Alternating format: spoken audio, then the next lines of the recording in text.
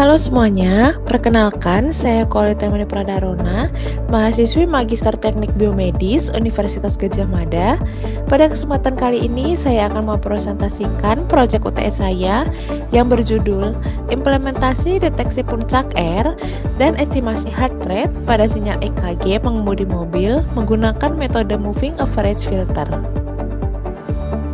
Nah, kenapa sih pengemudi? Karena kelelahan dan stres adalah faktor risiko utama kecelakaan.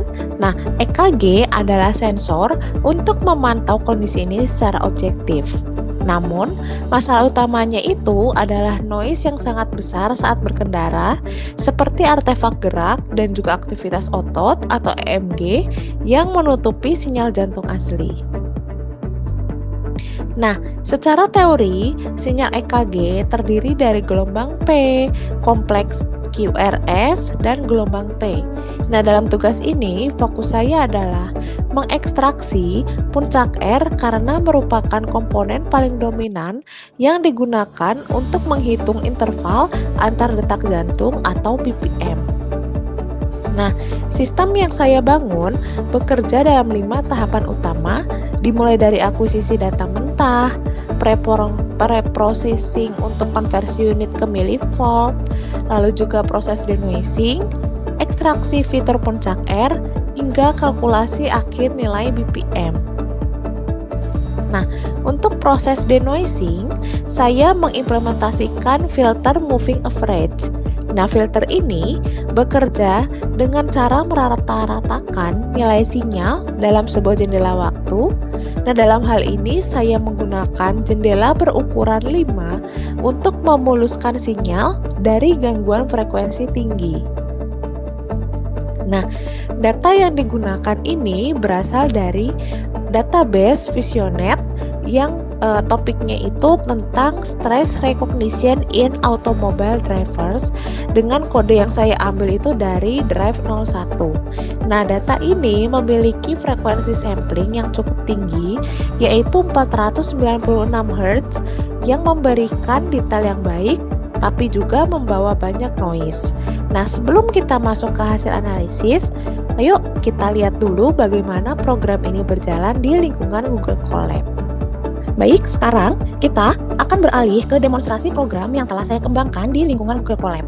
Nah, program ini menggunakan bahasa pemrograman Python dengan memanfaatkan beberapa library utama seperti WFDB ini untuk pengolahan database medis, lalu juga nanti ada SciPy itu untuk pemrosesan isyarat dan juga Matplotlib itu untuk visualisasi.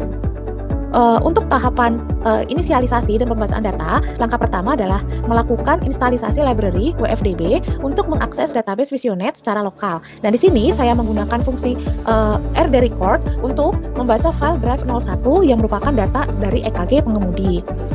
Lalu data ini memiliki frekuensi sampling sebesar 496 Hz, yang artinya dalam 1 detik terdapat 496 titik data.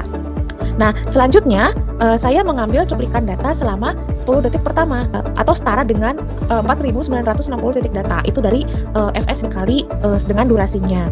Nah, saya juga mendefinisikan variabel waktu agar sumbu horizontal pada grafik nantinya itu akan merepresentasikan satuan detik yang akurat. Jadi bukan sekedar hanya indeks sampel.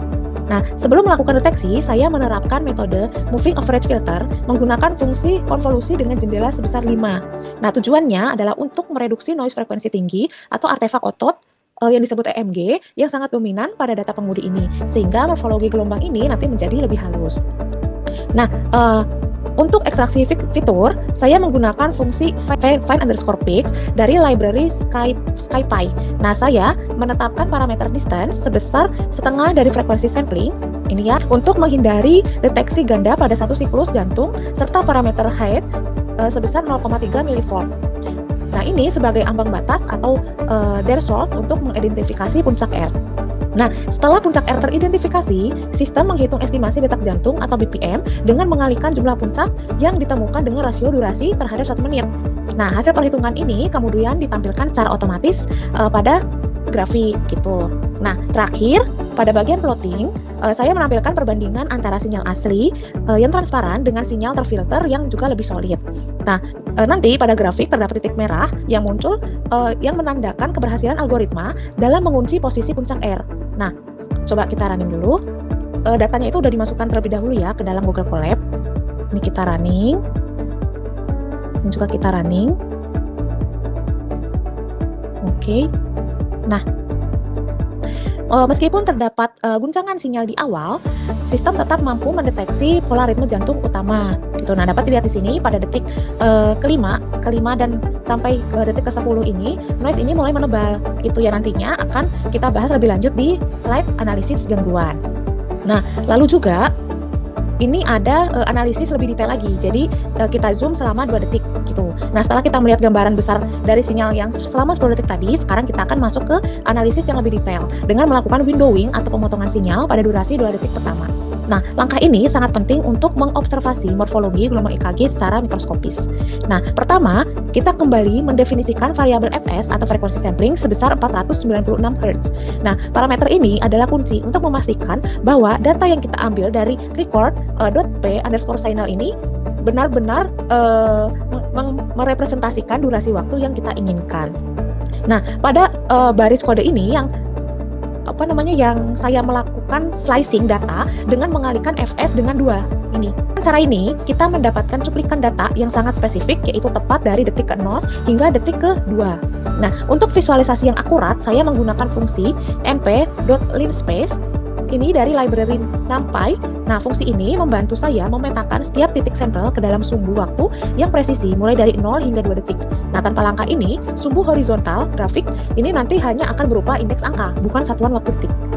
Itu. Nah, pada bagian plotting, saya menggunakan ukuran jendela yang lebih kompak agar setiap defleksi gelombang terlihat lebih jelas. Nah, dari hasil running kode ini, kita bisa mengidentifikasikan satu siklus jantung yang utuh. Nah, seperti ini. Nah, di sini terlihat bahwa puncak R ini memiliki amplitudo yang dominan. Namun, kita juga bisa mengamati adanya duri-duri halus yang merupakan interferensi frekuensi tinggi dari aktivitas otot atau EMG pengemudi. Nah, lalu visualisasi zoom ini menjadi dasar bagi saya untuk menentukan nilai threshold yang tepat pada algoritma deteksi otomatis. Nah, dengan melihat amplitudo puncak R di rentang 1 hingga 1,5 mV, saya bisa memvalidasi bahwa sistem deteksi yang saya bangun sudah bekerja pada rentang fisiologis yang benar. Inilah hasil plotting 10 detik pertama yang sudah dijelaskan tadi. Nah, garis biru muda adalah sinyal asli yang sangat berisik, sedangkan biru tua merupakan sinyal hasil filter. Terlihat, filter berhasil menstabilkan garis dasar meskipun guncangan pada awal sinyal itu tetap terlihat sangat besar. Nah, jika kita zoom pada durasi 2 detik, kita bisa melihat puncak R terdeteksi dengan jelas pada detik ke 0,86 dengan amplitudo sekitar 1,41 mV. Namun, perhatikan juga pola gergaji di antara detak jantung. Nah, itu merupakan noise EMG yang cukup kuat. Nah, setelah detik kelima, kualitas sinyal itu menurun drastis. Nah, artefak gerak akibat gerakan fisik pengemudi menyebabkan lonjakan yang sangat rapat sehingga algoritmanya itu gagal membedakan puncak R dengan noise. Nah, inilah alasan kenapa nilai BPM yang terdeteksi itu hanya 30, karena banyak detak jantung yang tenggelam di segmen akhir. Melalui tabel ini, saya merangkum bahwa kondisi real pengemudi itu sangat berbeda dengan teori. Nah, garis dasar itu tidak pernah datar sempurna dan SNR-nya itu sangat rendah.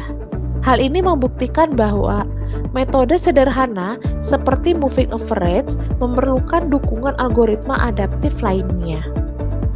Sehingga kesimpulannya adalah sistem ini berhasil mengolah data, tapi akurasinya itu terbatas pada segmen sinyal yang bersih. Nah, untuk kedepannya saya menyarankan penggunaan bandpass filter atau algoritma Penn-Tompkins agar deteksi puncak R ini lebih tangguh terhadap guncangan kendaraan.